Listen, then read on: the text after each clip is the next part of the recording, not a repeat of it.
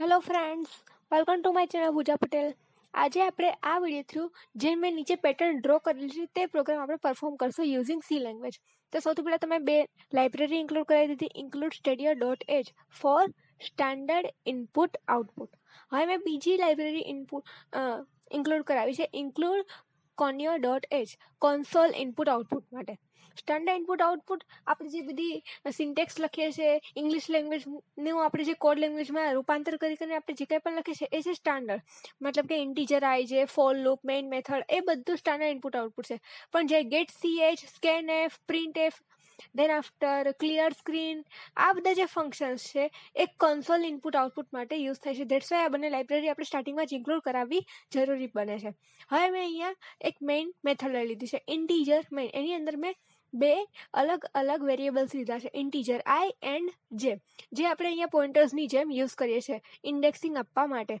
હવે હું આઉટરવાળી આઈ લૂપ લઉં છું. For I is equal to 0 semicolon I less than or equal to 5 semicolon I plus plus.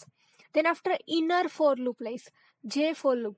આઈ વાળી for loop છે એ row represent કરવા માટે યુઝ થાય છે અને જે વાળી ફોર લૂપ છે તે કોલમ રિપ્રેઝન્ટ કરવા માટે યુઝ થાય છે. આઈ અને જેની બદલે એક્સ વાય પી ક્યુ એમ એન કોઈ પણ તમે પેર બનાવી શકો છો. It is up to you.